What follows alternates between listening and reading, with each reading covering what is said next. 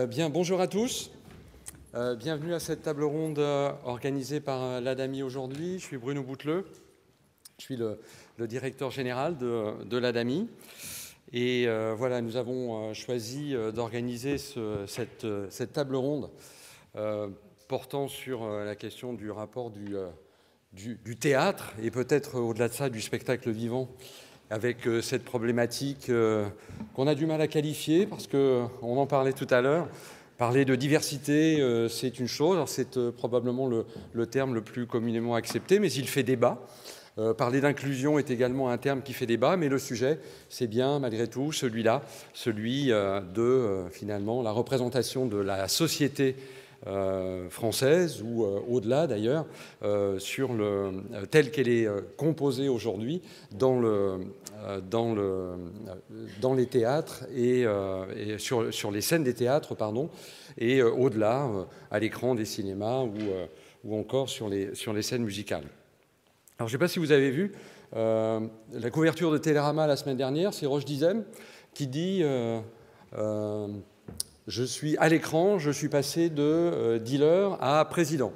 Alors très franchement, je ne vois pas en quoi ça résout le problème de passer de petit délinquant à bandit de grand chemin, mais a priori, à lui, ça fait très plaisir. Bon voilà, plus sérieusement, ne tweetez pas ça surtout, parce que c'est du second degré. Et donc, bon voilà, ça prouve au moins une chose, c'est que le sujet, il est d'actualité. Et moi, je suis très, très heureux que nous puissions l'évoquer ici dans le cadre des BIS. Pour vous expliquer en un mot ce qui nous, ADAMI, société qui gère des droits d'artistes-interprètes, mais qui a aussi vocation, comme vous le savez probablement, à soutenir la création, à organiser une rencontre comme celle-là. Bon, on la doit un peu beaucoup à Tariq Sedak, qui est présent ici, et avec qui on a eu un échange il y a quelque temps. Vous savez peut-être que nous produisons chaque année un événement qui s'appelle les Talents ADAMI Cannes, qui est une opération de révélation de jeunes talents au cinéma. Et voilà, il faut le reconnaître en toute humilité, notre communication et puis d'une certaine manière le casting que nous avions réalisé pour les talents ADAMI Cannes de 2018, je crois, eh bien était loin d'être le reflet de cette diversité dont on va débattre aujourd'hui. Et Tariq nous a interpellés sur le sujet, et ça a été un grand déclencheur chez nous. C'est quelque chose dont nous avions conscience depuis un moment, mais quand on est une société qui a vocation à gérer les droits des artistes, on ne se sent pas non plus d'être nécessairement moteur, leader, acteur de premier plan sur des sujets comme cela, alors que oui, finalement, il faudrait probablement l'être. Et en tout cas, ça nous a beaucoup interrogés. Et du coup, on a eu beaucoup d'échanges avec Tariq sur ce sujet. Et c'est une des raisons qui, voilà, aujourd'hui, nous amène à cette table ronde, parce qu'évidemment, un sujet comme celui-là, c'est un peu une tarte à la crème de le dire comme ça, mais c'est évidemment l'affaire de tous, et ça peut même être l'affaire d'une société qui a vocation à gérer des droits, c'est-à-dire à collecter des rémunérations et à les redistribuer. Nous, l'histoire de cette représentation de la diversité de la société, elle a commencé autour d'un sujet, c'est sur la place des femmes. Donc c'est un peu connexe, si je puis dire, mais malgré tout, ça témoigne des mêmes problématiques sur la question donc, de la place des femmes et des artistes-interprètes, notamment sur les plateaux de cinéma, sur les plateaux de tournage de séries télévision, sur les plateaux de théâtre et sur les scènes musicales. Et écoutez, c'est très simple. Les artistes-interprètes, c'est 28% de femmes seulement. Et le reste, ce sont des hommes. Donc, vous voyez qu'on est loin d'une représentation relativement équilibrée de ce que peut être la société française aujourd'hui. Et ça a été pour nous le début de cette réflexion sur ces sujets que j'appellerais peut-être improprement encore aujourd'hui de diversité, et qui justifie que nous ayons cette table ronde aujourd'hui. Mais j'ai déjà trop longtemps parlé, et je vais maintenant laisser la place à la tribune. Je vous remercie beaucoup. Merci. Merci Bruno. Donc, mon nom est Joëlle Gaillot. Je vais modérer cette table ronde qui réunit beaucoup de participants que je vous présente. Il y a tout au bout là-bas Claire Lanne d'Arcueil, qui est directrice du Conservatoire national supérieur d'enseignement d'art dramatique à Paris. Julie Bertin et Jade Herbulot, qui sont metteurs en scène, co-responsables de la compagnie Birgit Ensemble, une compagnie qui travaille beaucoup sur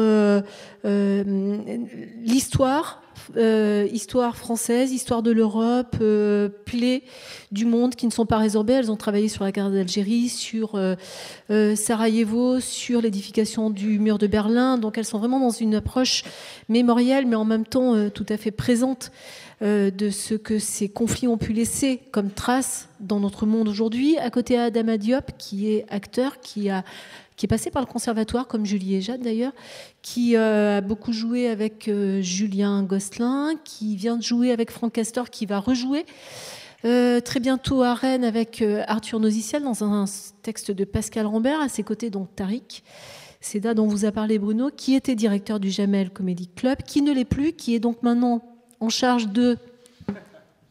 Je suis responsable du Festival d'humour de l'Institut du monde arabe et je m'occupe du plateau Rire ensemble contre le racisme pour France 2 au Cirque d'hiver.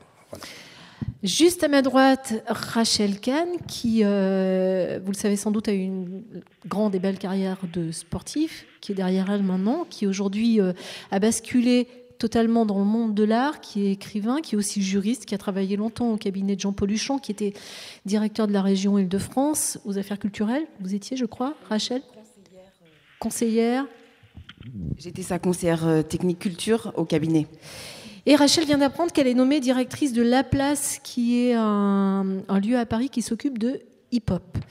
Et au téléphone, vous ne pouvez pas la voir, mais vous allez l'entendre, il y a Agnès Salle, qui est haut fonctionnaire à l'égalité, la diversité, la prévention des discriminations auprès du secrétaire général de la culture, poste qui, je crois, a été créé plus ou moins en 2015 à l'initiative de Fleur Pellerin. Fleur Pellerin avait mis sur pied, je ne sais pas si vous m'entendez Agnès, la connexion, j'espère que vous m'entendez, mais j'entends extrêmement mal, sans doute compte tenu de la réverbération, les propos, j'entends un mot sur deux, donc je vais essayer malgré tout, malgré la distance que je regrette beaucoup, de participer à la table ronde et d'entendre surtout les interventions des autres participants que je me permets de saluer très très chaleureusement à distance. Alors je vous arrête une seconde, est-ce que vous l'entendez ou pas dans les enceintes ? Vous l'entendez ? Bon, s'il y a trop de problèmes techniques, Agnès, on va certainement devoir abréger. Moi, je voulais vous poser une question en ouverture parce que c'est pas génial la liaison. Justement sur ce poste qui est le vôtre, poste à rallonge, aux fonctionnaires, à l'égalité, la diversité, la prévention des discriminations. On a souvent dit qu'un des grands chantiers de la démocratisation culturelle avait été la décentralisation. Ce chantier n'est pas terminé, il est appelé à se métamorphoser. Est-ce que la diversité est l'autre grand chantier de la démocratisation culturelle ? Et si tel est le cas, qu'est-ce que la puissance publique peut et doit faire pour aller dans ce sens ? La puissance publique peut et doit d'abord, peut aussi, beaucoup, et c'est une responsabilité politique majeure. Dans la mesure, finalement, où, vous allez en parler cet après-midi, quand on parle de diversité, je pense qu'il faut entendre ce terme et en décliner toutes les acceptions, en considérant finalement qu'il recouvre l'ensemble des discriminations. La liste de ces critères interdits de discrimination, elle est longue. On a 25 critères interdits énumérés au Code pénal. Et donc, on voit bien à quel point le champ est vaste. Et je pense particulièrement indispensable et opportun que le ministère de la Culture et l'ensemble des politiques culturelles que nous menons, que nous portons, que nos établissements publics, nos services, les institutions culturelles, les établissements d'enseignement supérieur culture portent sur l'ensemble du territoire, s'emparent de ce sujet. Alors, évidemment, parmi les critères, on retrouve celui du sexe, et donc on parle d'égalité femmes-hommes comme l'un des enjeux essentiels de notre temps, mais pour autant, il ne faut pas oublier que derrière le combat absolument indispensable pour l'égalité, ce profil et doit être traité à bon escient, le combat qui permet d'éradiquer l'ensemble des formes de discrimination, que ces discriminations soient liées à l'origine, à l'orientation sexuelle, au lieu de résidence, à la vulnérabilité économique, à l'appartenance syndicale, aux croyances. Donc, je pense que là, on a un enjeu majeur qui débute dès l'école, enfin l'école en général, évidemment, à l'école de la République. C'est évident, malheureusement, le ministère de la Culture n'en a pas la maîtrise. En revanche, nous avons un réseau d'une centaine d'établissements d'enseignement supérieur culture qui doit s'interroger sur la manière précisément dont les jeunes hommes, filles accèdent à ces études et ensuite accèdent aux métiers auxquels préparent les écoles. Et on sait bien que les critères de discrimination, notamment liés à l'origine sociale, à l'origine ethnique, constituent autant d'obstacles forts, y compris pour accéder à nos écoles. Alors, peut-être que mes propos sont un peu trop généraux et qu'on peut trouver, on va trouver. Je pense que vous avez parmi les intervenants des personnes qui vont en parler remarquablement, notamment Claire. Nous pouvons trouver des contre-exemples qui montrent qu'il y a une attention particulière, une vigilance pour faire en sorte que ces discriminations ne s'exercent pas ou s'exercent moins. Pour autant, dans le cas général, on voit bien à quel point des obstacles se dressent sur la route de nos jeunes garçons qui souhaitent accéder aux métiers artistiques et culturels, mais qu'au-delà des études, au-delà de l'école, on sait bien, et vous allez en parler certainement brillamment, dans l'ensemble des déroulements de carrière, que ce soit sur les plateaux ou dans les métiers à la fois techniques, administratifs, artistiques, évidemment, pour le cinéma et l'audiovisuel, derrière la caméra et devant la caméra, même encore à donner toute sa juste place à la diversité des talents de la société française. Et en cela, et je reboucle avec le démarrage, enfin avec votre question Joël, pour cela, l'État, la République, le ministère de la Culture doivent jouer un rôle essentiel, fondamental, et c'est modestement ce que j'essaye de mettre en place au niveau du ministère et de l'ensemble des structures qui en relèvent. Merci Agnès.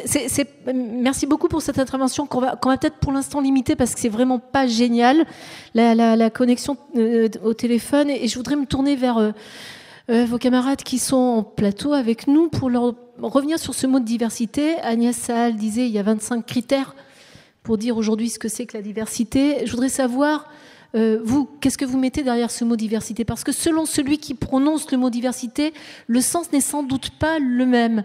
Rachel, Kahn, quand je vous dis diversité, il n'y a pas assez de diversité, débat qui date en France d'il y a 10, 11, 15 ans. Qu'est-ce que vous entendez par diversité qui n'est peut-être pas ce que moi j'y mets ? Moi, ce que je mets derrière le mot diversité, c'est tous. C'est surtout ça parce que... Alors après, je le prends d'un point de vue personnel. C'est vrai que moi, je suis à la fois ashkénaze, musulmane, évidemment, éperdument française. Ma mère est juive polonaise, mon père est sénégambien musulman. Donc, diversité, je ne sais pas où ça commence, où ça s'arrête. Je pense que c'est tous. Voilà. Tariq, je voudrais qu'on fasse un rapide tour de table autour de ce mot. Pour moi, la diversité, déjà, c'est un mot valise où on peut mettre un peu tout ce qu'on veut. On n'était pas d'accord d'ailleurs tout à l'heure à ce sujet, on en avait parlé rapidement, où on se disait où tu me disais que le terme diversité pouvait être un peu, comment dire, excluant par rapport à l'universalité du message français. Pour moi, la diversité, mettre le mot diversité, c'est quelque chose d'important parce que aujourd'hui, en France, on voit que cette diversité dans les milieux artistiques peut être parfois mise à mal. Donc pour moi, la diversité, c'est justement faire rentrer tous ceux qui ne peuvent pas rentrer par la porte d'habitude sur le terrain de la culture. Voilà. Adama ? Alors, je me méfie souvent de ce genre de mots puisqu'ils deviennent des concepts. Donc je vais préférer par exemple, au mot égalité, le mot complémentarité, puisque homme, femme, pour moi, ce ne sont des théories. Je vais préférer le terme singularité ou même ipséité à diversité, parce qu'il me semble que ce qui fait que, en tout cas en tant qu'artiste, qu'il y a quelque chose qui se révèle en nous, c'est parce qu'on est unique, il me semble, et que effectivement, quand on parle de diversité, on peut tout mettre dedans. Donc c'est vrai que j'ai tendance à plutôt m'intéresser à l'individu, voilà, et que paradoxalement, il me semble, si on arrive à zoomer sur un individu, de fait, on crée une diversité. Voilà. Jade, Herbulot, Julie Bertin, chacune parlant de sa propre voix. Moi, quand j'entends le mot diversité, je ne peux pas m'empêcher de penser à qui dit diversité. Voilà. Et vu que ça signifie, enfin, dans un sens assez général, c'est le caractère de ce qui est opposé et contradictoire. Donc pour moi, ça suppose forcément que celui qui dit diversité ne fait pas partie de cette diversité. Et c'est quelque chose qui, en effet, me pose question. Oui, je poursuivrai en répondant également à Rachel, c'est-à-dire que je crois si on est là aujourd'hui, c'est qu'on a tous envie de comprendre ce mot dans sa globalité, c'est-à-dire de se dire que justement, arrivera peut-être un jour où on pourra considérer qu'on est tous... on a tous des corps différents, des voix différentes, des visages différents, et que donc on pourra considérer l'ensemble des plateaux en France comme étant diversifiés. Pour autant, aujourd'hui, on le sait bien, il est encore problématique. On constate que c'est souvent des blancs, en tout cas jusqu'à présent, ou dans la plupart des tables rondes qui se sont tenues ces dernières années, c'est encore beaucoup des blancs, voire des hommes blancs, qui parlent de diversité. Alors vous allez me dire, je suis donc mal placée aujourd'hui pour prendre la parole, mais en tout cas, Joël, vous l'avez dit tout à l'heure, on vient du conservatoire qui était dirigé par Daniel Mesguich. On a eu Claire Lannes quelques mois en tant qu'élève, et on a pu constater, on y reviendra certainement tout à l'heure, justement des changements extrêmement conséquents, et ça commence dès la formation dans les écoles de théâtre. Ça commence même sans doute avant la formation dans les écoles de théâtre. C'est-à-dire que ce qui peut précipiter aussi ou décider à aller vers une école de théâtre précède la formation elle-même. Claire Lannes d'Arcueil, qu'est-ce que vous mettez-vous dans ce mot de diversité ? Alors, collectivement, dans l'école qui a réussi une partie de la révolution qu'elle devait opérer, on dit normalité. Alors c'est vraiment nous tous qui disons ça, dans le sens où on répare quelque chose qui est anormal. C'est-à-dire que on n'est pas en train de faire quelque chose d'extraordinaire, on est en train de revenir à quelque chose de normal. Ce qui est anormal, c'est qu'on se trouve dans un club privé de gens qui viennent tous du même milieu social, du même endroit géographique, et dans certains lieux de la République. C'est ça qui est anormal. Donc quand finalement on agit pour changer ça, juste on fait quelque chose qui est normal. Puis je m'arrête là. Juste simplement, moi je préfère aussi au mot égalité le mot équité. Et c'est un vrai débat dans l'école, parce que enfin voilà, ce travail-là, c'est aussi aimer la contradiction, aimer être contredit. Donc, faut beaucoup aimer ça pour rentrer. Faut considérer que le fait d'être contredit est une bonne nouvelle pour se lancer dans ce genre d'aventure. Même au mot égalité, on pourrait sans doute substituer celui de justice. Rachel Kahn. Oui, enfin, et après, on va... Voilà, par rapport au mot diversité, je voulais remercier vivement en fait l'ADAMI d'avoir rebondi sur les propos de Tariq pour cette invitation. Et je crois au symbole aussi. On se retrouve aujourd'hui à Nantes. Qui n'est pas neutre. Qui n'est pas neutre. Et par rapport à ce mot diversité, moi j'ai peur de la masse. C'est-à-dire que comme tu le disais, Adama, il faut que la singularité et que l'individu soient placés au centre. Moi, j'ai pas envie d'être dans la case diversité pour être homogène dans une diversité. C'est-à-dire que je ne suis pas la figure de la diversité. Et je ne veux pas parler au nom de la diversité. Enfin, C'est ça la problématique. Et d'être après dans un milieu qui soit endogène de la même manière me pose un problème en termes de direction, de responsabilité et de création. Voilà. Alors, dans les termes de ce débat souhaité par l'ADAMI, il est clairement dit que le théâtre est à la traîne. On ne va pas dire le contraire, mais en 2009, je faisais déjà une émission à France Culture sur ce sujet-là. On est 11 ans plus tard.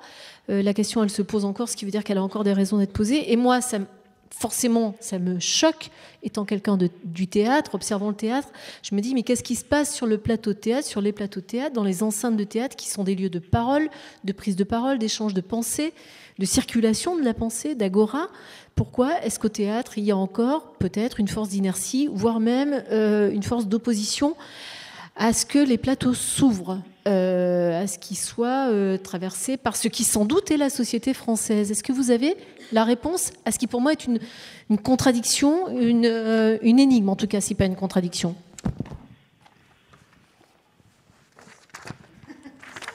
Peut-être une première réponse qui est vraiment toute simple et que je me dois de faire puisque je représente cette vénérable institution, ce qui me fera rire, je crois, jusqu'à la fin. J'ai un sentiment de malentendu qui demeure et qui est merveilleux.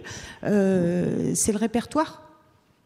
Ce à quoi on se heurte, c'est tout simplement le répertoire. Le répertoire merveilleux de la littérature dramatique française a été écrit par des hommes blancs. Donc il exclut dans sa représentation mentale un certain nombre de personnes. Et la première chose, l'un des premiers gestes qu'il y a à faire, si l'on considère comme Antoine Vitesse que toute la littérature mondiale est à nous, ce qui est une phrase qui nous convient très bien en tout cas, soit on jette le répertoire à la poubelle, on va dire, pour dire voilà, soit on considère que ce répertoire est à tous et à toutes. Dans ce cas-là, il y a quand même des vraies résistances à l'intérieur quand on travaille, ne serait-ce que pour les gens qui passent le concours, par exemple. C'est très intéressant. Quand une jeune femme, pour aller sur ce sujet-là, va chercher une scène intense, elle va trouver quoi dans le répertoire? Une scène où elle se fait dérouiller, une scène où elle pleure, une scène où elle réclame d'être libre, etc. Enfin, si on cherche du matériel de jeu, on va trouver dans ce matériel de jeu une représentation inégale de la société. Alors, il me semble, c'est le premier écueil. Après, il y en a d'autres qui sont... Enfin, moi, je ne suis pas d'accord avec le fait que le théâtre est à la traîne. Je trouve que l'ensemble de la société est à la traîne. Et le théâtre, je dirais plutôt qu'il n'a pas résisté à la mécanique de l'ensemble de la société. Alors, voilà. Là où la danse aurait sans doute mieux résisté ? Là où la musique aurait encore moins bien résisté, aussi, on peut dire. Là où la musique classique a encore moins bien résisté que le théâtre. Donc, enfin, je ne sais pas si le théâtre... En plus, le théâtre et le cinéma, pour moi, ne font qu'un. Et la représentation mentale des personnes étiquetées comme venant de la diversité sont les mêmes. Au cinéma, ils vont jouer les djihadistes, les gangsters, etc. Et au théâtre, ils vont jouer la servante, celui qui suit. Donc, c'est ces représentations mentales qui sont à travailler et qui sont à faire exploser. Rachel, vous vouliez intervenir? Je voudrais poser une question à Adama aussi à ce sujet-là. Ouais. Je vais essayer de faire court. Le truc, c'est qu'on dit souvent il n'y a pas de malentendus, mais il n'y a que des malentendants, déjà. C'est un premier point. Et par rapport au théâtre, l'inégalité est quand même criante. Et le fait que le théâtre suive ou soit dans le même jeu que la société est quand même assez problématique. C'est Césaire qui disait que les artistes sont les législateurs de l'ombre, donc que le théâtre doit quand même, et en plus dans cette agora, donc quelque chose qui ressemble à une assemblée nationale, qui est cette question-là en fait de démocratie, mais plus que ça, de représentativité, est quand même criant. Nous, on essaie avec 1000 visages, parce que je suis directrice de 1000 visages, donc on les prépare au concours, et effectivement, on voit ce que vous disiez, c'est qu'ils se retrouvent dans cet écueil-là.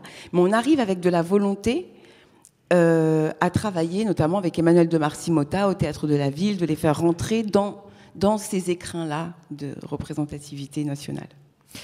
Adama Diop, je crois que vous avez joué Macbeth sous la direction de Stéphane Braunschweig. Et j'ai cru lire quelque part que vous étiez, en France en tout cas, le premier Macbeth noir. Est-ce que vous avez senti qu'il fallait, d'une certaine manière, traverser des résistances? Alors, évidemment pas de la part de votre metteur en scène, mais est-ce que vous avez senti dans le public quelque chose qui demandait du travail? Est-ce qu'il y avait des caps à franchir? Alors d'abord, pour remettre... Parce qu'on est en plein dans le répertoire, là, pour le coup. Bien sûr, remettre en place, je ne crois pas être le premier Macbeth noir de France. En tout cas, je pense qu'il y a quelque chose de l'ordre de la symbolique de faire ça à l'Odéon, oui, qui est une sorte de, effectivement, voilà, une grosse... non, évidemment, il y a deux parts en moi qui luttent. Donc il y a l'acteur, le jeune acteur qui est extrêmement excité et honoré d'avoir à assumer ce rôle compliqué et riche, qui est Macbeth, et l'autre, le petit enfant noir, qui grandit extrêmement naïf de toutes ces questions-là et qui se retrouve à porter une chose qu'il n'a pas à porter, à savoir la projection et la représentativité ou la représentation de quelque chose qu'il n'a pas à faire, si ce n'est l'acteur qu'il est.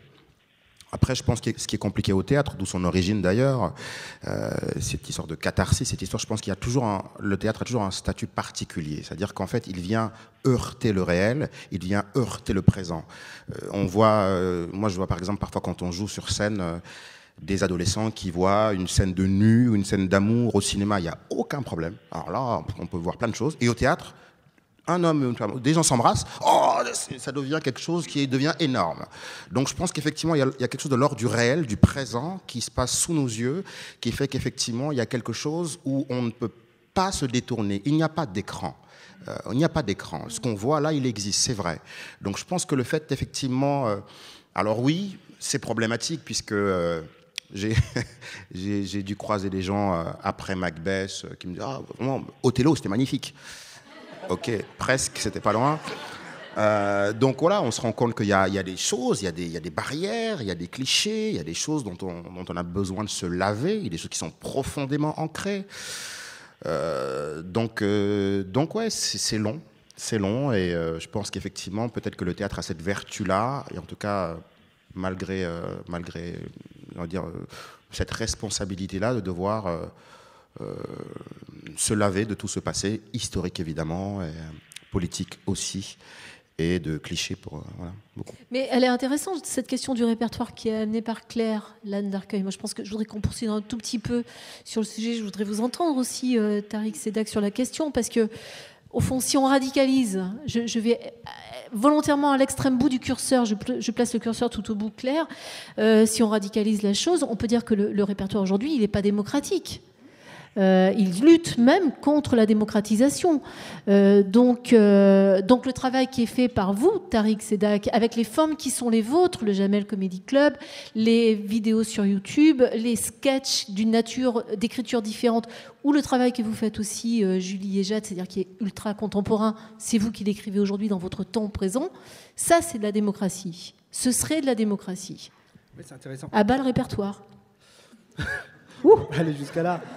Mais moi, j'ai un regard un peu extérieur, comme je viens du stand-up, comme je viens du spectacle vivant aussi, mais du spectacle où c'est une personne sur scène qui crée son propre univers, qui crée son propre spectacle et qui parle en fait de sa vie, de ses envies.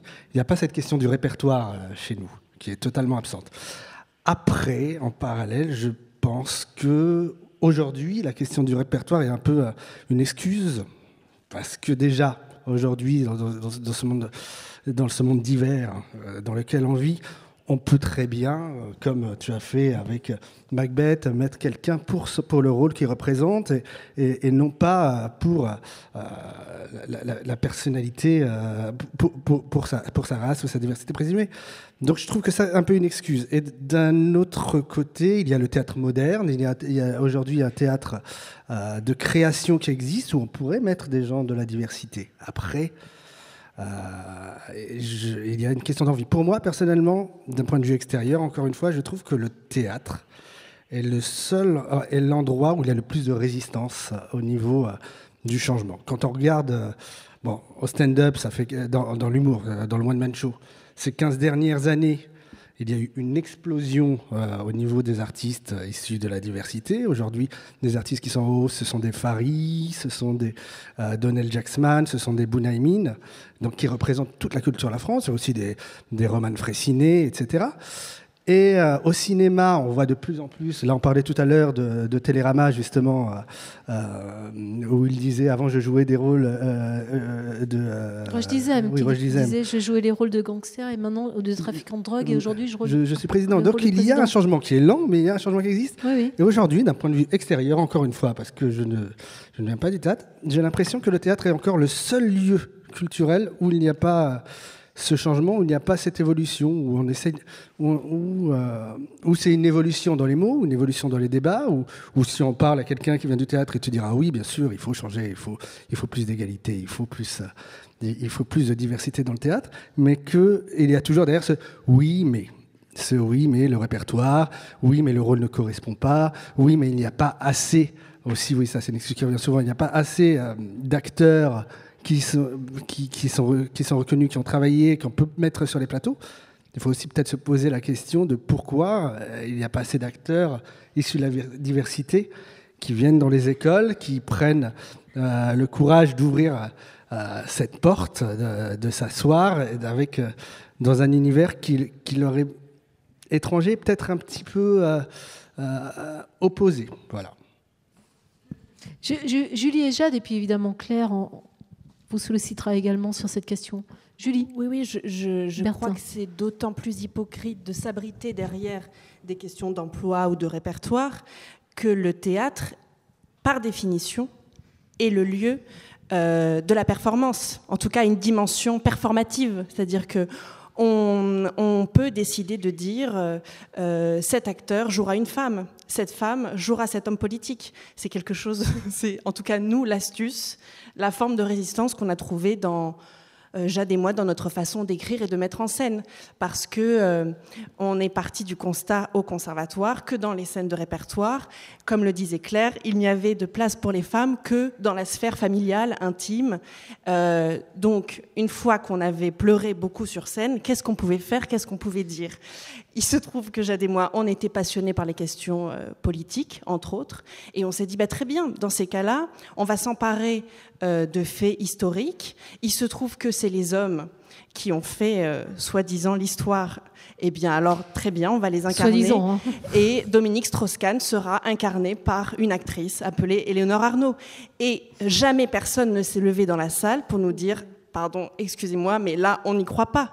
Bien sûr que non, on y croit dès l'instant qu'on le pose comme une règle. Alors après, souvent, on nous demande pourquoi faire jouer ces hommes-là par des femmes. Ça interroge quand même beaucoup.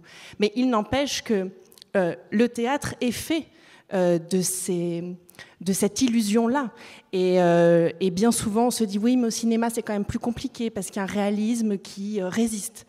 Non, là encore, il suffit de décider que c'est un code, c'est une règle qu'on se donne, et point barre. Donc, en ce sens, voilà, je rejoindrai ce que disait Tariq. Qu'est-ce qu'on pourrait dire d'autre ? Oui, vas-y, continue.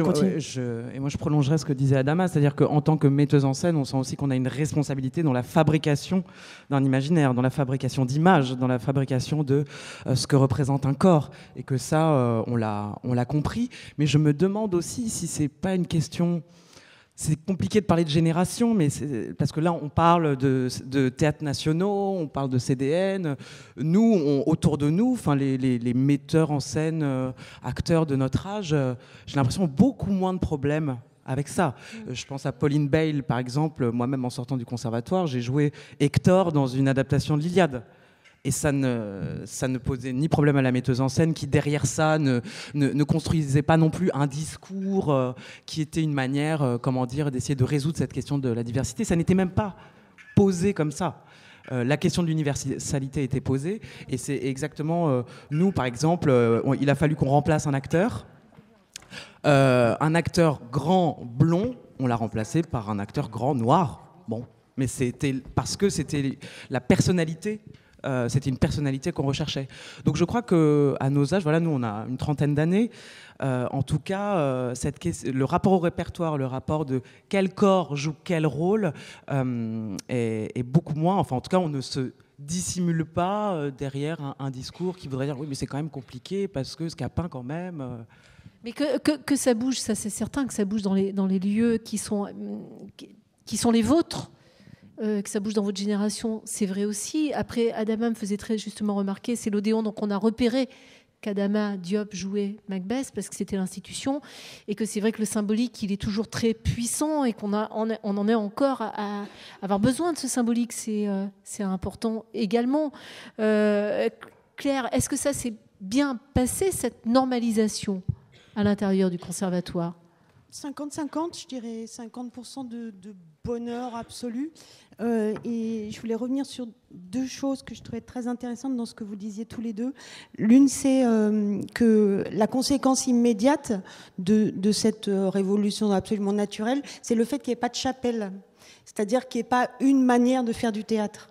Et du coup, ça rend cette école beaucoup plus intéressante. Alors, il se trouve que moi, j'ai un parcours très particulier dans le théâtre, que c'est aussi ça qui m'a énormément aidée. Je ne suis pas dupe sur le fait que si on a eu 100 candidates et candidats de plus par an et que c'était des gens qui ne s'étaient jamais présentés, c'est parce que pour la première fois, le conservatoire était dirigé par une femme, qu'en plus cette femme travaillait dans l'invisibilité en pleine Cambrousse depuis 15 ans, qu'en plus je suis veuve et handicapée, vous voyez ce que je veux dire, et que du coup ça commence à être tout à fait autre chose que ce que c'était précédemment. Et il y a un endroit, je l'ai vu, où beaucoup de gens se disaient, si c'est dirigé par quelqu'un comme ça, peut-être j'ai une chance, donc peut-être j'y vais. Donc ça, je dirais, je n'ai aucun mérite sur ce plan-là. Ce qui est réussi, c'est du coup que à l'intérieur de l'école, on voit plein de formes de théâtre. Et c'est ce qui a fait notre rencontre, parce que je les ai trouvées en arrivant, puis elles sont vite parties, parce qu'elles étaient en 3e année, puis je leur ai demandé de revenir pour mettre en scène les élèves. Donc on a continué une aventure ensemble. C'est la grande différence, puisque le conservatoire, comme un peu tout le théâtre français, reposait sur maître-élève.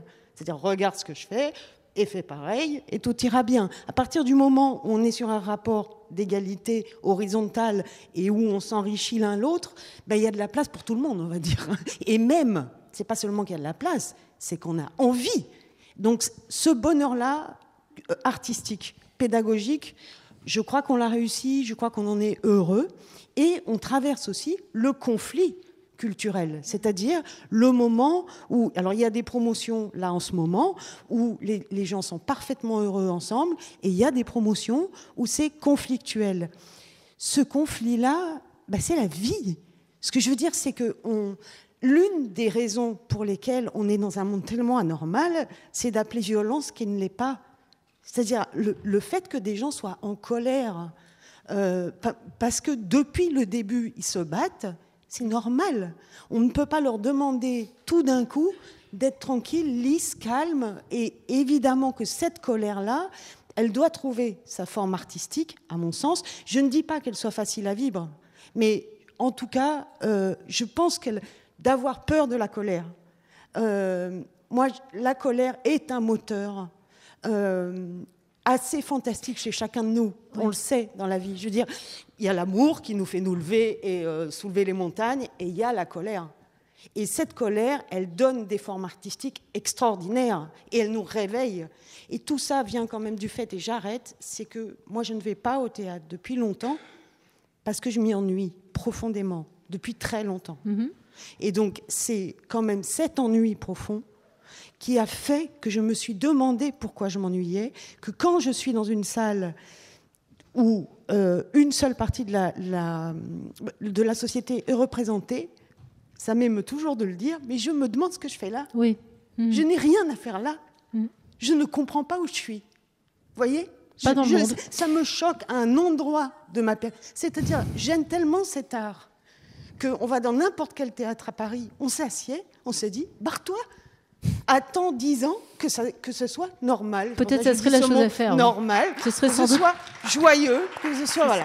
Ça serait sans doute la chose à faire. Sur l'idée de la colère, je voudrais avancer sur cette notion-là de colère aussi, peut-être dont on hérite et on ne sait pas d'où elle vient, et essayer de comprendre aussi pourquoi on en est encore là sur les scènes de théâtre, qui sont là pas visibles, et que peut-être c'est à connecter à quelque chose qui est de l'ordre de l'histoire française, tout simplement, de l'histoire politique, de l'histoire récente française, qui est la colonisation. C'est pas par hasard que vous connaissez, je pense, ce mouvement décoloniser les arts est un mouvement qui a pris beaucoup la parole ces dernières années.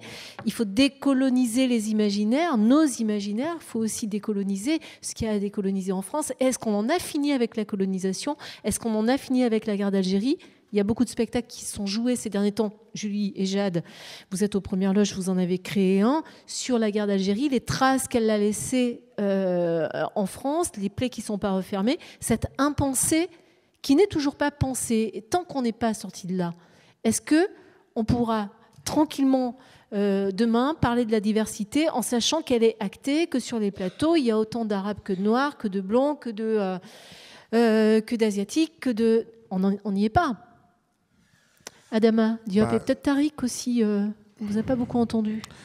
Alors, d'abord, effectivement, rebondir sur ce que disait Rachel tout à l'heure, ça m'a fait quelque chose de préparer cette table ronde, d'être à Nantes, premier port négrier de France, plus d'un demi-million d'Africains déportés vers les Antilles et les Amériques. Au XVIIe siècle, pendant que Molière, Racine, Shakespeare en Angleterre écrivaient et montaient leurs œuvres, mes ancêtres étaient déportés. XVIIIe siècle, c'est pareil. XIXe, c'est pareil. Les dernières expositions de zoos humains d'Africains, c'était en 1930, je crois, dans les années 30, un peu avant la guerre. Donc on voit bien que l'histoire française est très compliquée et complexe vis-à-vis de toutes ces histoires-là.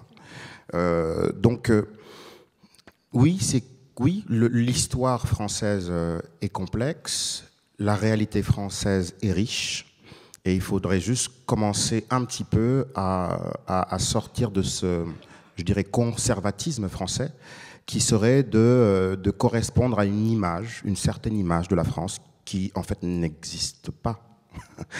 Elle n'existe pas. Voilà, c'est-à-dire qu'en fait, Roméo et Juliette, c'est pas le jeune premier blond aux yeux bleus avec une jeune femme éthérée. Non, c'est les histoires dures de Roméo et Juliette, on en a aujourd'hui tout le temps, partout. Donc c'est juste, il y a un moment donné, le mot normalité, effectivement, pourrait correspondre à cette question, juste arrêter de vouloir prétendre être quelque chose qui n'existe pas. Donc la France est une sorte de vieux, l'Europe d'ailleurs, hein, on voit bien la montée des populismes, est une sorte de vieux continent, et je dis ça avec beaucoup de tendresse, mais qui un peu vit sur des acquis, sur un passé, je dirais un passé choisi, parce que évidemment que toute l'histoire n'est pas enseignée à l'école, et ça ce serait un début d'une urgence totale. Il faut que tous les Français, toutes les Françaises connaissent l'histoire de France, les belles choses comme les choses beaucoup plus violentes, pour pouvoir commencer à comprendre les mécanismes, commencer à comprendre l'arrivée des premiers Africains, des gens déportés, comprendre pourquoi l'immigration existe aujourd'hui. Et toutes ces questions-là, tant qu'on ne va pas à la racine, je pense que autant le théâtre que le cinéma, que tous ces arts-là, je pense que la chance qu'il y a le stand-up, c'est justement qu'il y a un endroit très contemporain de raconter les histoires d'aujourd'hui, de ce qu'on vit, de ce qu'on traverse, et c'est quelque chose de très direct. Donc oui, il y a un vrai travail de déconstruction qui est long et qu'il faudrait commencer urgemment à faire. Alors pour le coup, qui je pense d'une certaine manière est pris en charge sur les plateaux de théâtre. Moi j'ai un peu l'impression, mais bon. Tariq, Sédac. C'est-à-dire que par exemple, quand Julie et Jade font un travail sur la guerre d'Algérie, où elles font remonter ce passé-là, en reprenant le fil de l'action française là-bas, le général de Gaulle, comment des décisions d'argent aussi, simplement des intérêts financiers ont pesé dans les décisions politiques, sur les décisions politiques. Moi, j'apprends des choses que j'ai pas apprises à l'école. Et qui sont, je pense, toujours pas enseignées à l'école. Il faut des documentaires, il faut des artistes de théâtre pour que ça commence à apparaître. Et c'est la jeune génération qui le fait. Je suis d'accord. Julie Jade, Margot Eskenazi, Alexandra Badea, qui est une Roumaine qui a pris la nationalité française. Enfin, c'est passionnant, tout ça est passionnant. Donc voilà. Mais oui, pour revenir sur la question de la décolonisation des esprits, que je trouve ça très intéressant parce que pour moi, c'est vrai, quand on parle d'impensé, j'ai l'impression que depuis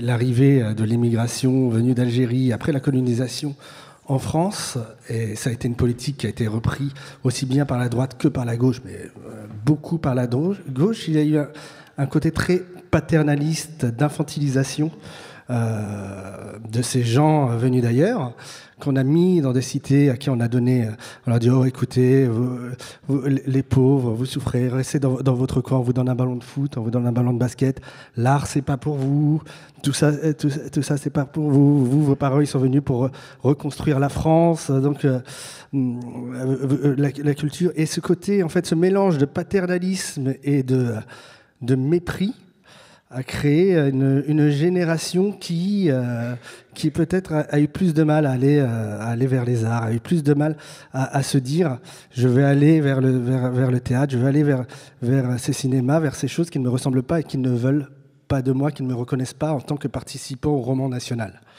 Et donc il y a ce côté-là.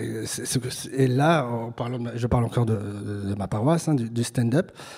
Avec ce genre d'art où les gens se réapproprient la scène pour eux, où ils se disent, voilà, je peux raconter mon histoire, je peux raconter mon univers, il n'y a pas de limite. Si je veux parler du drame de mes parents avec humour, je peux. Si je n'ai pas envie d'en parler, je peux aussi ne pas en parler. Cette question de liberté est très, très importante.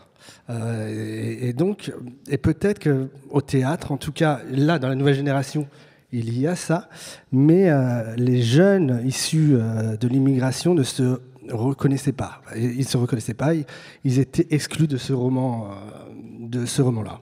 Et encore une fois, je le répète, ce qu'il y a eu moins dans le stand-up et depuis un certain temps dans le cinéma. Voilà. Rachel et puis Jade et Julie. Alors, ça marche ça 1, 2. Oui, je crois. Merci Claire de votre intervention, parce qu'effectivement, sur la colère et sur cette matière artistique-là, nous, c'est le gros travail qu'on fait en fait à Mille Visages, de ne pas tenter d'effacer ou estimer que c'est une violence ou la montrer du doigt. Mais effectivement, voilà, exactement. Et donc, on a aussi des réussites avec les entrées au conservatoire ou même à la Fémis, ou même donc d'accepter cette matière. Et ça fait partie en fait de ce droit en fait aux artistes d'accéder à leur art. C'est véritablement ça. Ensuite, sur les questions, Tariq, sur le droit de ne pas en parler aussi, de la décolonisation, ça c'est hyper important, je crois. Mais quand je réfléchissais un peu en retard au mot diversité, je me souviens, parce qu'on a écrit avec 16 comédiennes, Noir n'est pas mon métier, justement, sur ces représentations-là. Et souvent, le problème qu'on a, c'est que dans les productions ou au théâtre, c'est que c'est cette mise en concurrence, non pas sur le talent, mais sur une projection physique. Et lorsque je vous vois, enfin, ça me fait penser à quelque chose. Un casting, en fait, et dans un film, on ne peut pas être 2 en afro. On peut être 2, 3, 4 avec un carré, c'est normal, elles ne sont pas pareilles. Mais nous 2, par exemple, ça ne passe pas dans une pièce. Alors même qu'on est complètement différentes, quoi, c'est ça. Voilà. Ça me rappelle juste une petite anecdote. J'avais une amie qui était agent et qui avait pris une actrice noire qui avait un afro, justement. Elle m'avait dit, bon, par contre, je vais devoir virer l'autre parce que je ne peux pas en avoir 2 pareils dans mon agence. C'est juste notre cheveux, en fait. Ouais, c'est ça. Jade ? Oui. Non, je crois que... je crois qu'on a besoin de modèles. Enfin, je pense à quand j'étais jeune et que je rêvais d'être actrice. Il y a 2 choses, c'est-à-dire que parfois on peut dire oui, mais comment est-ce que un blanc, une blanche pourrait s'identifier avec un acteur noir ? Moi, j'ai fait ça toute mon enfance, m'identifier à Kate Blanchett, m'identifier à des actrices qui n'avaient pas ma couleur de peau. Et la première fois que j'ai vu une actrice métisse jouer le rôle principal d'un film, c'était dans un avion, c'était un film anglais nul, mais j'étais hyper contente parce que c'était la première fois que je me disais elle me ressemble. Et je vous parle de quelque chose qui s'est passé il y a 5 ans. Et je crois qu'on a besoin de modèles. C'est vrai que je pense à Léonie Simaga, par exemple. Je sais que ça a été important pour moi de savoir qu'il y avait Léonie Simaga qui était rentrée à la Comédie Française parce qu'elle était métisse. Donc qu'on a besoin de modèles. Et qu'en effet, plus aussi Enfin, et c'est pour ça que c'est important de changer, de travailler à modifier la population dans les écoles, etc. Parce qu'après, ça suscite des vocations. Ça ouvre aussi des portes, quoi, que de voir que, ah bah oui, d'accord, bah, des femmes peuvent être metteuses en scène, autrices, ah d'accord, on peut être, etc., etc. Et oui, et on en revient toujours à cette question, je ne peux pas en avoir deux dans mon agence, on en revient à qui construit, qui fabrique, qui choisit, qui a l'argent, qui a l'argent, qui finance des films, qui finance des spectacles, qui prend ces décisions et au nom de quoi et de qui? Qui Jade. Beaucoup d'hommes, blancs, de plus de 50 ans. Voilà. Ce que Annie Lebrun pourrait appeler autrement les vainqueurs arrogants. C'est-à-dire que ça induit autre chose, c'est que du coup le neutre est forcément l'acteur blanc ou l'actrice blanche. Et donc j'ai déjà entendu... Donc il n'est pas universel. Voilà. Et donc j'ai déjà entendu des metteurs en scène ou des réalisateurs me dire « mais je ne peux pas distribuer telle actrice noire parce que je n'ai pas de rôle pour elle ». Je dis « mais c'est-à-dire pas de rôle, tu as bien des besoins là de comédienne, il y a des femmes dans ton film ». Et en fait, c'est parce qu'il sous-entendait par là qu'il fallait forcément que ça ait un sens s'il choisissait une actrice noire. Ce qui, évidemment, n'est pas le cas quand on choisit... Comment ? C'était Stéphane qui a dit ça. Claire, il faut que tu prennes un micro quand tu prends la parole, s'il te plaît. Là, en l'occurrence, je l'ai entendu d'un réalisateur. Bref, c'était pour poursuivre sur ce que disait Rachel. Pour revenir à la question... Pourquoi le théâtre serait plus à la traîne que les autres disciplines artistiques ? Je crois que Adama a en partie répondu tout à l'heure en disant mais c'est le lieu de l'inconscient collectif.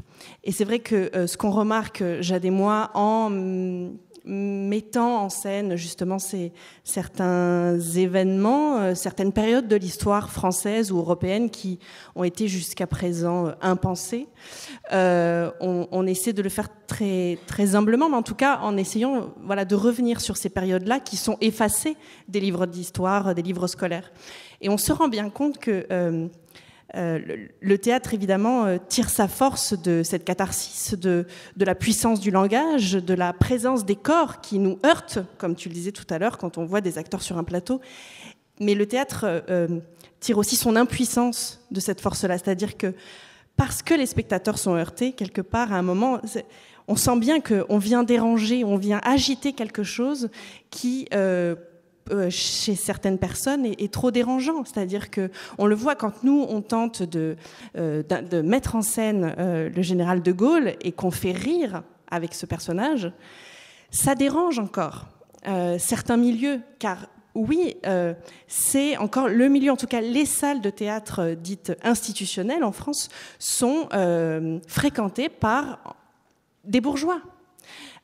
Donc il y a quelque chose qui là vient crisper, vient déranger, vient bousculer, et c'est tant mieux quelque part. Enfin, en tout cas, nous on cherche pas absolument le consensus. Évidemment qu'on a envie que nos salles soient remplies, mais ce qui nous intéresse, c'est aussi de savoir à qui on s'adresse, qu'est-ce qu'on provoque. Donc je crois que voilà, le théâtre vient heurter, et que c'est peut-être pour ça aussi qu'il y a une résistance encore à cet endroit-là. Claire, Lannes, d'Arcueil.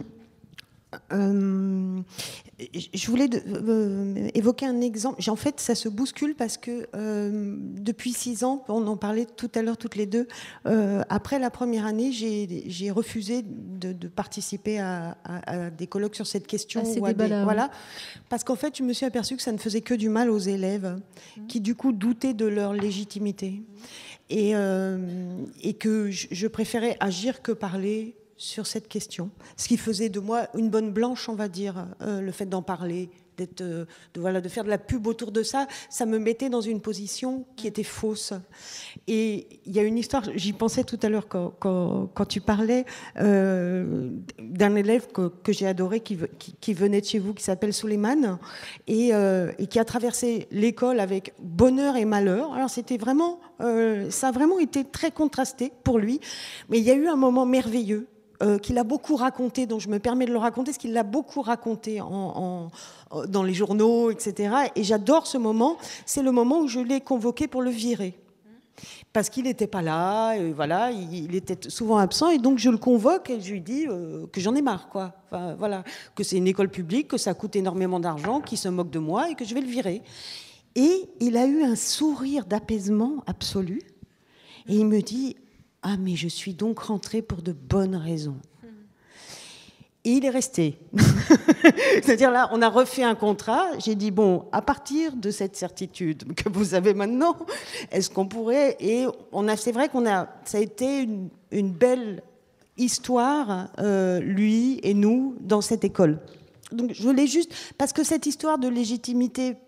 Du coup, quand vous disiez, moi je faisais que jouer Macbeth, j'ai pas apporté, voilà, un espèce de drapeau. Voilà, et je le vis un peu tous les jours cette histoire-là. L'autre chose que je voulais raconter, c'est pour essayer d'être le plus honnête possible, c'est l'une des plus belles histoires de ma vie réellement, d'avoir dirigé cette école à ce moment-là. J'ai appris un nombre de choses considérables en acceptant d'être contredite.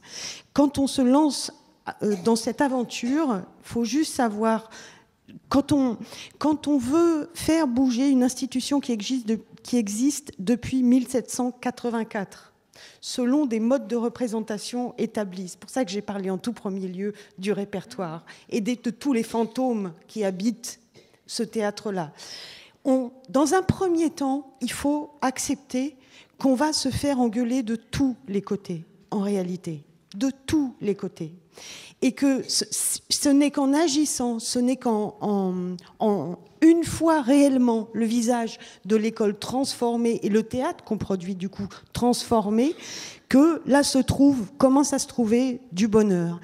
Et il y a toute une série de pièges. C'est pour ça que je trouvais très intéressant l'histoire, le déni de l'histoire de la colonisation, d'évoquer ça. Pas tellement l'histoire de la colonisation, mais le déni. Oui, c'est-à-dire l'absolu silence qu'il y a sur cette question fait qu'on est devant, comme quand on est sur un terrain miné. C'est-à-dire essayer de trouver l'équilibre, essayer de trouver des vraies relations, des relations franches, où moi je peux dire, je n'ai aucunement l'intention de me faire engueuler parce que je suis blanche. Je le dis. Je n'en ai aucunement l'intention. Et je tiens par-dessus tout à ce que quelqu'un ne rentre pas dans l'école pour sa couleur de peau. C'est-à-dire cette espèce de nouvelle relation d'être humain à être humain, elle est à construire au milieu d'un truc qui n'est pas dit, qui est sur nous, qui nous pèse dessus de manière fantastique. Et du coup, je voulais vous rentrer un tout petit peu dedans en vous disant, moi, je vais souvent au Jamel Comedy Club. Vous, pas tellement au conservatoire. Et j'adore le Jamel Comedy Club. Il se trouve que j'ai des goûts très éclectiques. Hein, donc voilà, beaucoup de choses m'intéressent. Et j'y ris beaucoup, mais il y a des moments où je ris pas du tout, parce qu'il y a des moments où c'est super sexiste. Voilà. Chacun ses chapelles, quoi. Oui, totalement. Je suis d'accord à ce niveau. Tariq oui, non, mais je voulais juste dire très... Non, je suis totalement d'accord. Tariq Sédac. Pour revenir juste sur la question du discours, et après, dans un deuxième temps, je répondrai sur le Jamel Comedy Club, mais sur revenir sur un premier temps, sur la question du discours face à l'action. Je trouve que ça, c'est très, très important parce que c'est une question que je me pose aussi beaucoup. C'est-à-dire, est-ce que le fait de trop discourir aussi sur les problèmes d'égalité, sur les problèmes de diversité, ne nous pose pas dans une sorte de victimisation qui peut être aussi très dangereuse dans la construction des jeunes artistes. Et je le vois souvent, ça arriver, ce discours qui arrive d'un moment de « ce n'est pas notre faute, c'est la société qui ne veut pas, on ne veut pas de nous ». Et alors que la vérité est entre les deux, même si, bien sûr, il y a d'un côté, il y a au niveau de la société des grands freins qui tendent parfois lentement, très lentement, à disparaître, qui existe. Mais de l'autre côté, il y a ce côté où le jeune ne veut pas aller ouvrir la porte parce qu'il pense que cette porte est déjà fermée, que ça ne sert à rien de la pousser.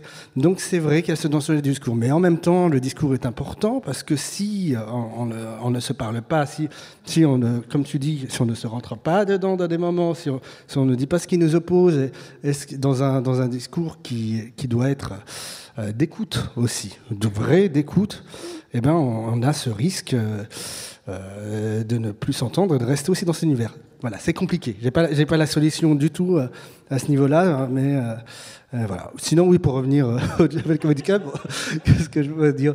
Oui, c'est vrai que le stand-up en général, mais il y a une raison à ça, c'est-à-dire qu'on est comme je disais tout à l'heure, on est dans un discours d'une personne qui arrive sur scène et qui raconte sa vie sans vécu, sans frein, en toute liberté, et qui a pour premier objectif faire rire son public et le faire rentrer dans cet univers. Donc, parfois, il n'y a pas de limite. Moi, je suis de ceux qui pensent que la scène est un espace de liberté totale. Donc, c'est-à-dire que si on monte sur scène et que tu as envie de dire, d'être raciste, d'être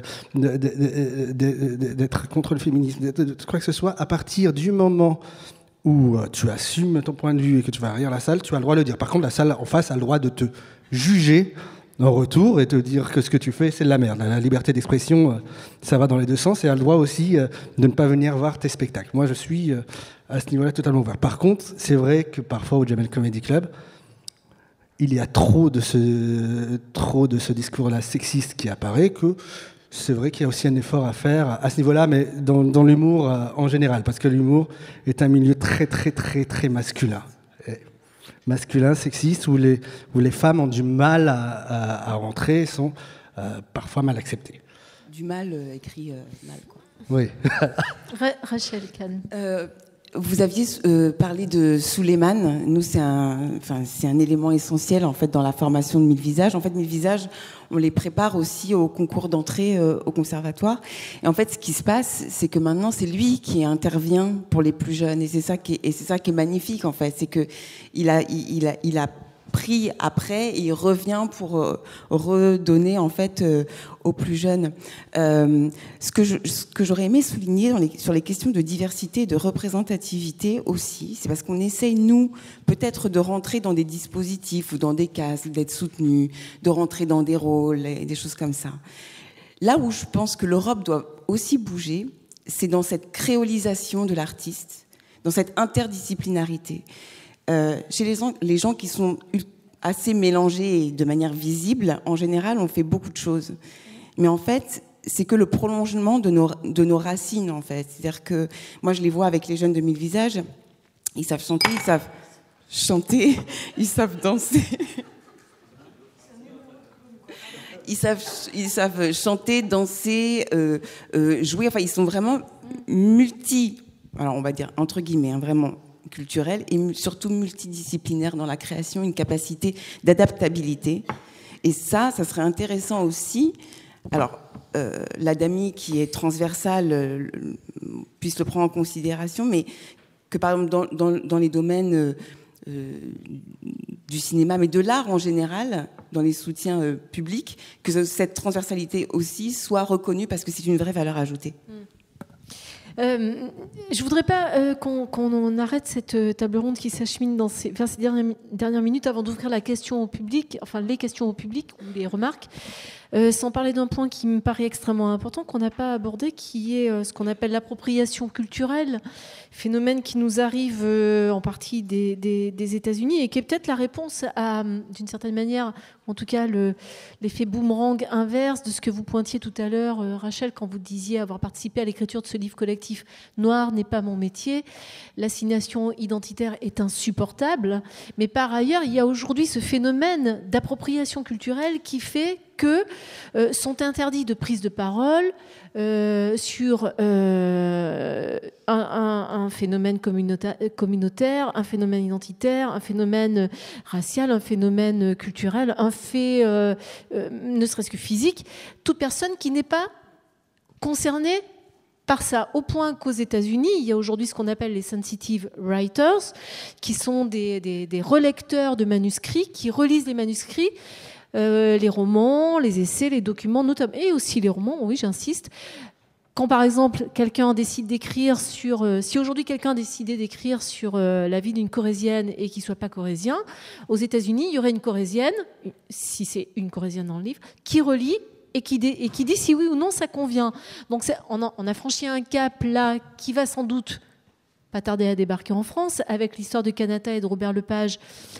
Au Théâtre du Soleil, on a bien vu que ça commençait à frictionner. Il y avait eu l'affaire Exhibit B, Brett Batley à Saint-Denis. Il n'y a pas longtemps, il y a eu l'histoire à l'École normale supérieure de cette tragédie qui a été interdite, en tout cas censurée, parce qu'il était question, ils avaient des masques et ils jouaient des noirs en portant des masques noirs. À la Sorbonne, pardon, oui, pas à l'ENS.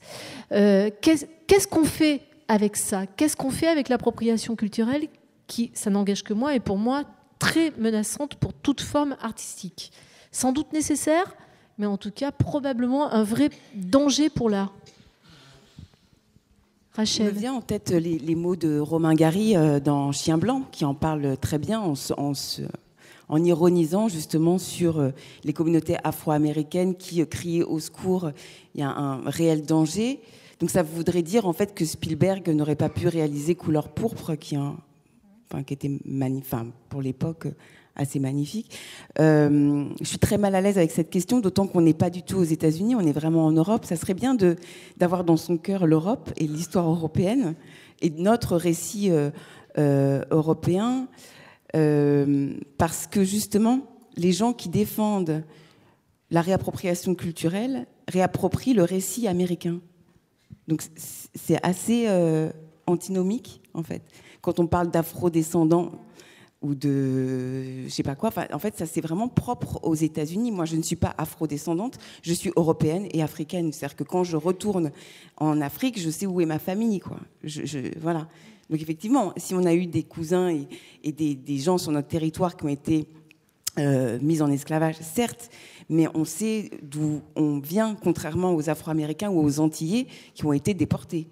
Donc il faut être très vigilant. Effectivement, pour la création et pour les imaginaires, c'est un véritable danger. Ah ben pour moi, c'est un déni. Enfin, Scarlett Johansson qui ne peut pas tourner un film parce qu'elle doit jouer le rôle d'un transgenre.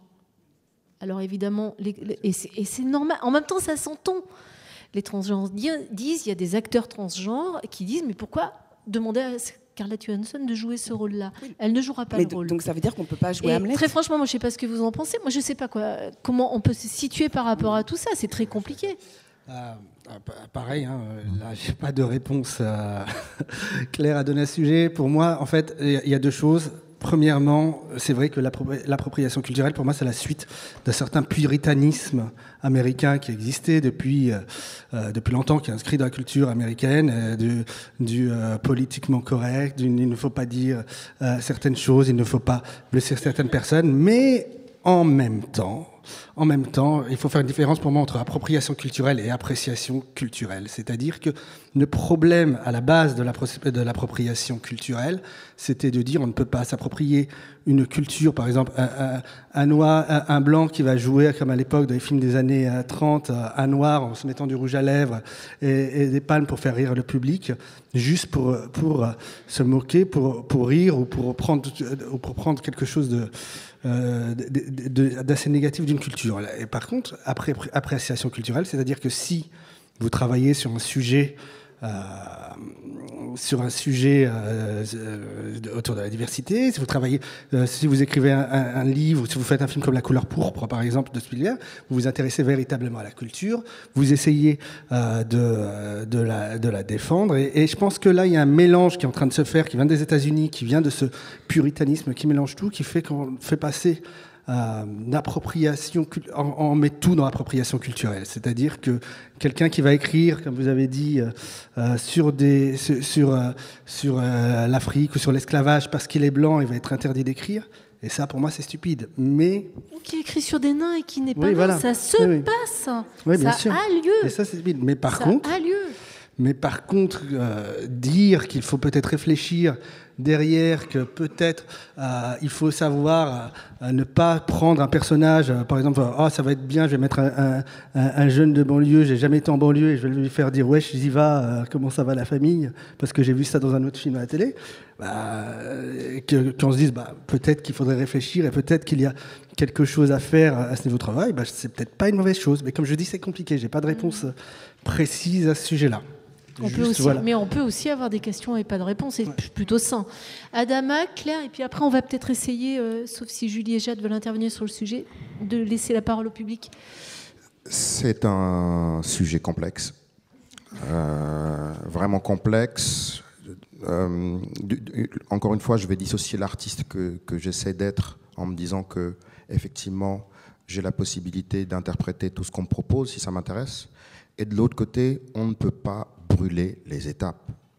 On ne peut pas demander à toute une partie de gens qui ont souffert pendant des siècles et qui continuent à souffrir encore aujourd'hui d'accepter, je dis n'importe quoi vulgairement, que quelqu'un qui a juste une vision artistique s'approprie sa souffrance, s'approprie sa culture, s'approprie son identité.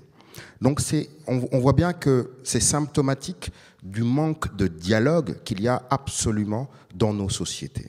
J'habite dans une ville plutôt agréable, Montreuil, plein d'artistes, plein de cultures, et j'ai des amis blancs ou même d'autres cultures qui se gaussent de cette diversité-là, c'est chouette, c'est sympa, il y a des Maliens, machin, sauf que c'est de l'eau et l'huile. Ces gens-là ne se mélangent pas.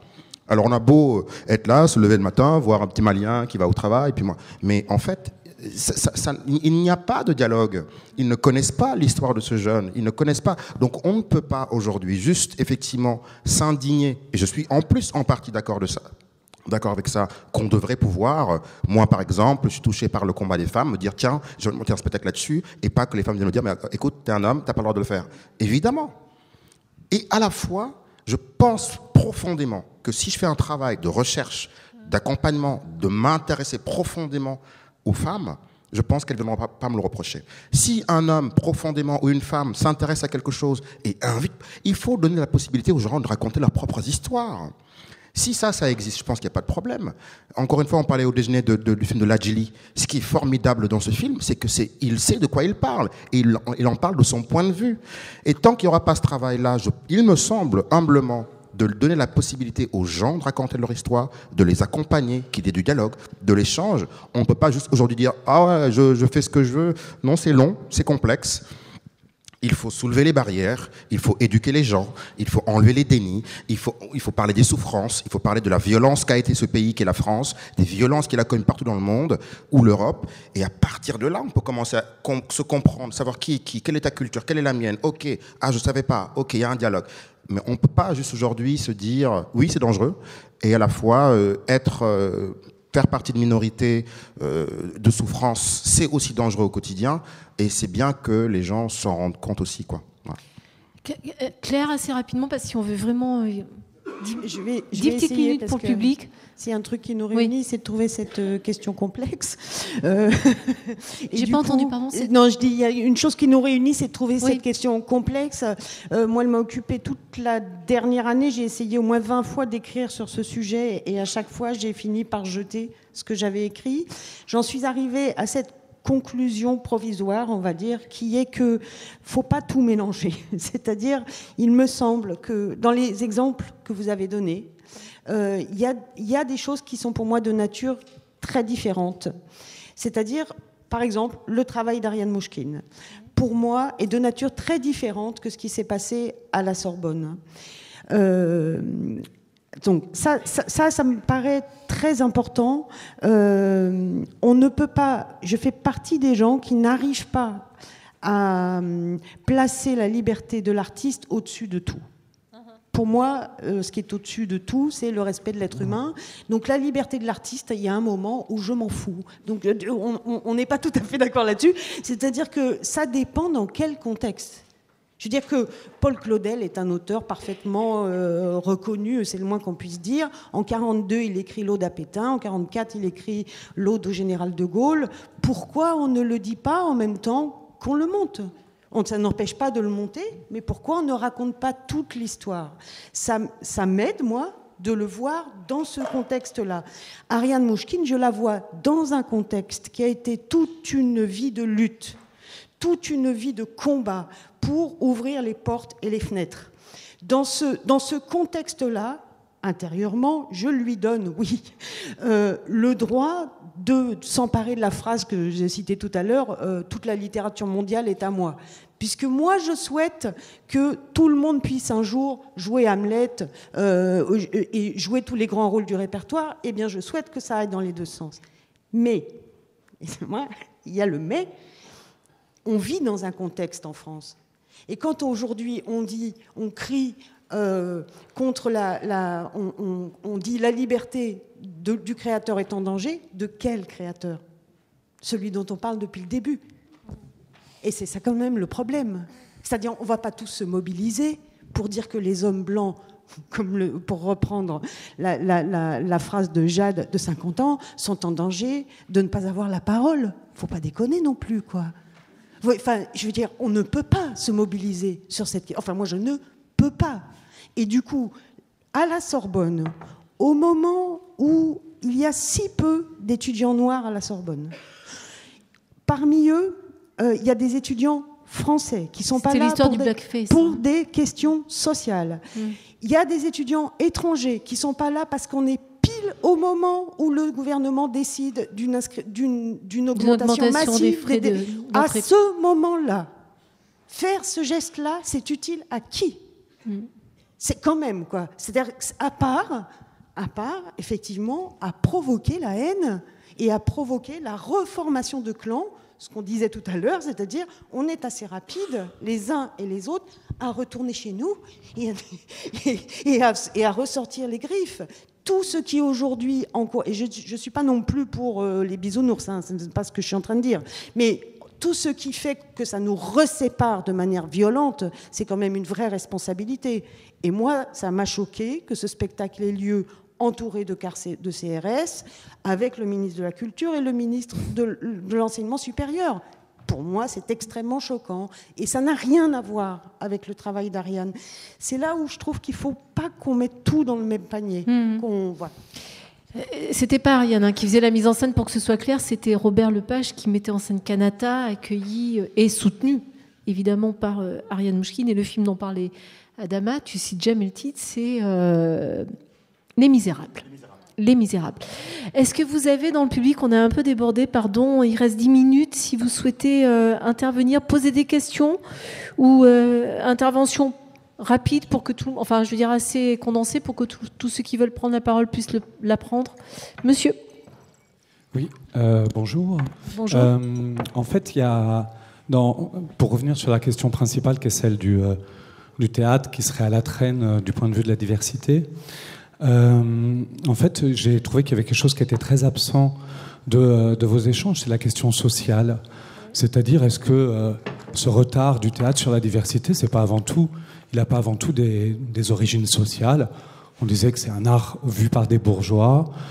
C'est aussi, et voilà, qu'aujourd'hui, la diversité ethnique, on sait où elle est dans les couches défavorisées. Enfin voilà, j'aimerais vous entendre sur ce sujet.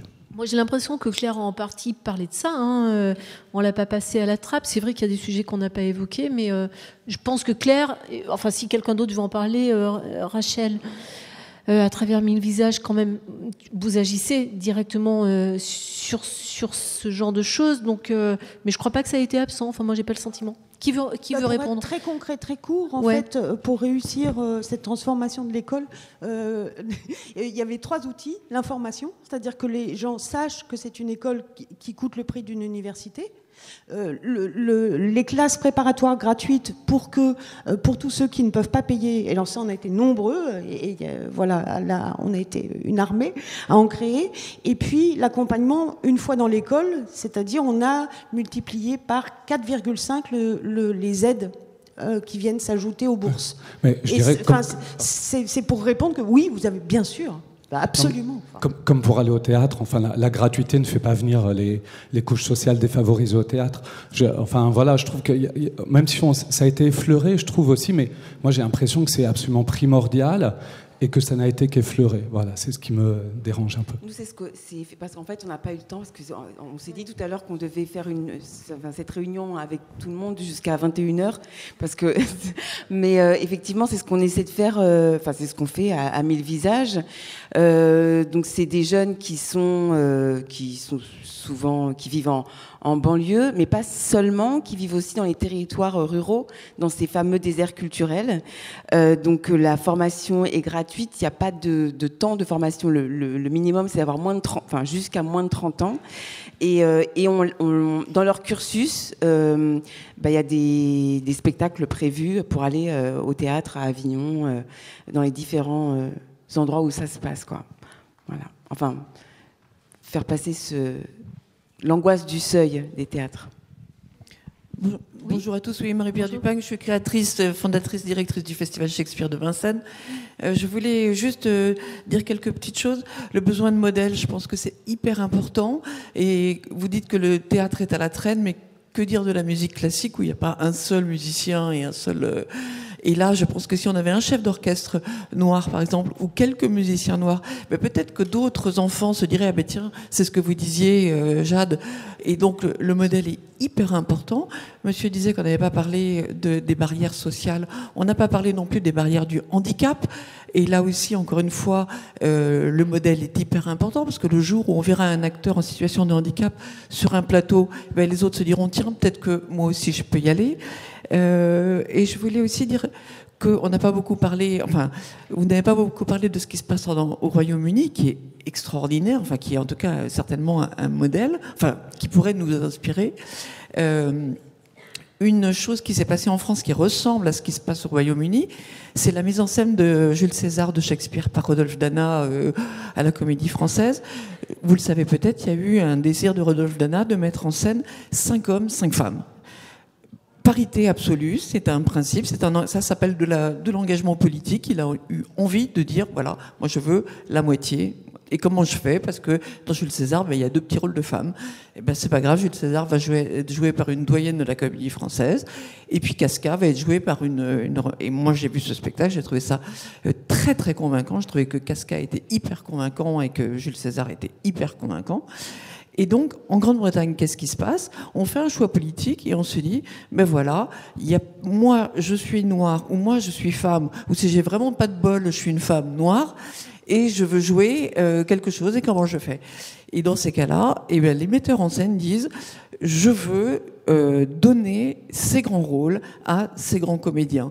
Et donc moi j'ai vu au Théâtre du Globe, par exemple, Richard II, je suis un petit peu monomaniaque, vous me pardonnerez, mais j'ai vu Richard II de Shakespeare joué que par des femmes de couleur. Ce qui était quand même un choix, un engagement fort. Et c'était extraordinaire. Non pas parce que c'était des femmes de couleur, c'était extraordinaire parce que toutes les actrices étaient fabuleuses et que d'un seul coup on se dit c'est possible et ça ne change rien. Et je terminerai avec cet exemple d'un Henri V qui a été donné aussi au Théâtre du Globe par une jeune femme. Alors c'est Henri V, c'est joué par une jeune femme, mais là c'est encore une fois une jeune femme de couleur. Et à un moment, le personnage dit oui, je ne suis pas gallois. Et donc on a cette jeune femme de couleur debout devant tout le monde, puisqu'au Théâtre du Globe, et elle dit à tout le monde je ne suis pas gallois. Et c'est tellement convaincant qu'on se dit, oui, elle n'est pas galloise. Et après, d'un seul coup, elle regarde et elle fait un clin d'œil au sourire. On se dit, ah oui, en plus, elle est noire, donc elle n'est vraiment pas galloise. Mais ce qui est hallucinant, c'est que jusqu'à ce qu'elle fasse ce clin d'œil, on ne pense pas un quart de seconde que la phrase « je ne suis pas galloise », puisqu'il y a ce dont vous parliez, que vous n'avez pas nommé, qui est la suspension volontaire de l'incrédulité, « the willing suspension of disbelief », qui est qu'au théâtre, on y croit. Tadam, c'est la nuit. Tadam, je suis une reine. Et on y croit. C'est la suspension volontaire de l'incrédulité. Et donc là, on voit Henri V qui est joué par une femme noire. Oui, ok. Suspension volontaire de l'incrédulité, ce qui fait que quand elle dit « je ne suis pas galloise », on voit pas le problème. Voilà. Fin de la parenthèse, mais il se passe des choses en Grande-Bretagne qu'il faut vraiment regarder. Vous avez bien de la chance de pouvoir y aller. C'est pas le cas de tout le monde, mais merci de votre témoignage. D'autres réactions dans la salle? Oui. Oui, bonjour, Laure Hubert-Audier de l'UFIS, que je voulais juste vous remercier pour vos interventions. Ça a été un petit peu mentionné, mais c'est vrai que j'ai l'impression aussi dans cette question de diversité, prend beaucoup d'exemples, en effet, de théâtre très institutionnel, qu'on oublie qu'il y a plein d'autres initiatives artistiques et culturelles, par exemple dans les territoires ruraux ou dans d'autres endroits ou d'associations. Et là, il existe de la diversité, de la mise en scène sûrement de plein de gens différents, et qu'on oublie que là aussi, on perpétue, avec cette table ronde, par exemple, un petit peu une représentation, encore une fois, que d'institutions et de grandes communications autour de... Encore un exemple du centralisme parisien auquel on vient de se livrer sans aucune réserve. Je suis bien d'accord. Et j'en suis fautive.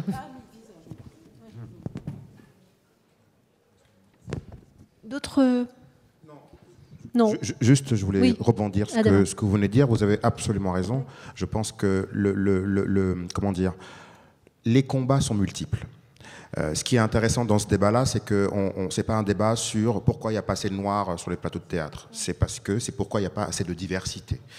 Mais la question pourrait s'étendre à comment, on parlait de décentralisation tout à l'heure au repas, comment le théâtre aujourd'hui, c'était pas le thème principal malheureusement de cette table ronde, mais ça pourrait être une prochaine fois, pourquoi ça ne se passe qu'à Paris?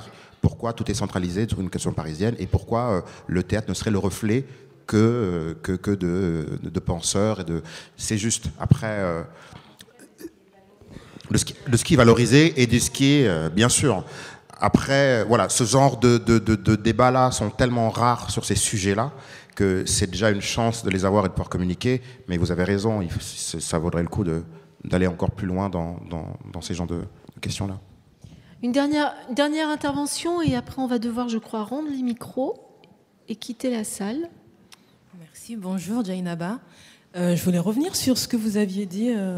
Vous êtes Eric de Scène-Web. En fait, concernant la culture et l'accès à la culture, moi, mes parents sont ouvriers, immigrés sénégalais, guinéens. Donc déjà, pour accéder à la culture, faudrait déjà qu'ils sachent exactement ce que c'est. Par exemple, quand j'étais petite, je parlais de théâtre, j'aurais voulu avoir accès à l'art, etc. Et mes parents me disaient, mais non, mais c'est pas pour nous. Et en fait, Maïmouna Doucouré, qui a fait le court-métrage Maman, elle a dit exactement la même phrase quand elle a reçu son César, pardon. Et ça m'a beaucoup touchée, dans le sens où, en fait, déjà, pour accéder à la culture, il faudrait que les parents s'y intéressent. Et donc, c'est peut-être pour ça que vous aviez l'impression qu'il y a des personnes qui n'y ont pas accès, mais c'est aussi parce que l'environnement dans lequel on est né et dans lequel on a évolué, en fait, les parents n'ont pas eu accès. Donc c'est pour ça que je rebondis sur ce que vous disiez, en fait. Ouais. C'est ça que j'entendais par la question sociale, qui croise d'autres questions, mais qui pour moi est absolument fondamentale, voilà, primordiale. C'est pour ça que j'ai trouvé un peu relégué. Que vous l'avez trouvé trop peu relayé. Non, un peu relégué. Oui, non, mais c'est vrai. Après 1h10, et merci encore une fois à la Dami d'avoir ouvert ce champ de parole, 1h10 consacré à ce thème-là, avec la qualité des intervenants, la diversité pour le coup des intervenants qui étaient là, c'était pas assez, on le savait, donc on a décidé d'aller sur certains points et d'en évacuer d'autres. Bien évidemment, il faudrait refaire le débat. Rendez-vous l'année prochaine, si vous voulez. Même heure, même lieu. Hein. Moi, ce sera avec plaisir. Et Claire sera là, elle s'y engage. Merci beaucoup à vous tous. Ça y est, tu repiques au truc. Merci pour votre écoute. Et merci à vous tous pour votre participation.